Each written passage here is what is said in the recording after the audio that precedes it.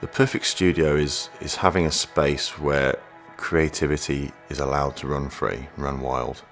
We need to build spaces that people can walk into and be themselves and come alive, set themselves on fire.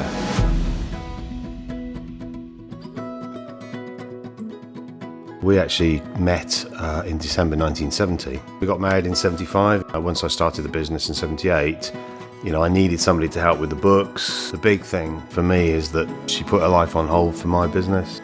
And it is a family business, and it's just so fantastic to have my two sons in the business. It's a dream come true for me. My dad was always a huge rock for me growing up, and particularly when I got into the music side of things, because that was always a passion for him. When I decided to play bass, he actually built me my first bass amp.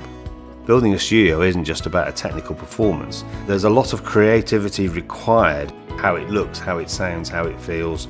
If you put it in one context and say the next big hit on the radio that people kind of all fall in love with, that's created in a studio. I guess there is that kind of magical environment where creative people go and do what they do best. There's that kind of like mystical air about them. I see that what we do with this business is much bigger than just building studios. The things that we're doing here, the facilities that we're building, they're actually a conduit for freedom of speech and expression.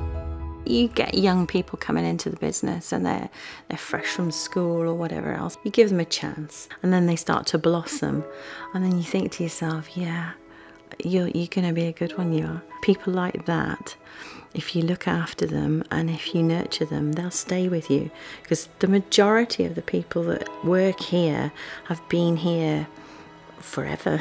They're just genuine nice people. Literally started as T-boy, moved my way all the way up the ranks as best as I could. So now I get to sit there and design studios all day long, which is great. Yeah, a bit of a dream job really for a musical person.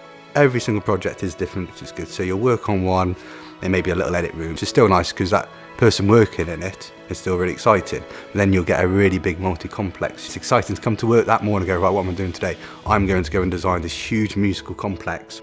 Out of everywhere I've worked, this is the one place that everyone is passionate about what they do. What I always say to clients is we understand how studios need to be built because we've all got experience on the other side of the glass. It's very satisfying to know that a desk that you build specifically for this certain task is going out, and potentially, I mean, you don't really think of it as in like, oh, I made the desk for Elton John who just released his new single. But you do take a lot of pride in knowing that people come to us for a high quality of work because, well, we're good at what we do.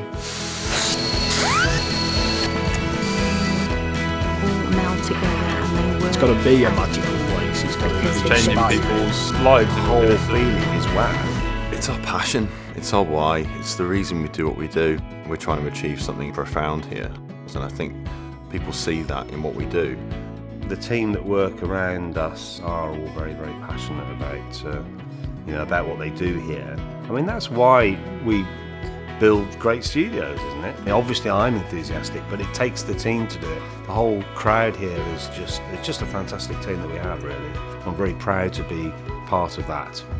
It's almost like a lifestyle, I guess, is probably a good way to describe it. You live, eat and breathe the sort of studio world, which is great, and everyone I think here has that same feeling. Everyone has hobbies outside, obviously, but I think people have in their head they are a studio person.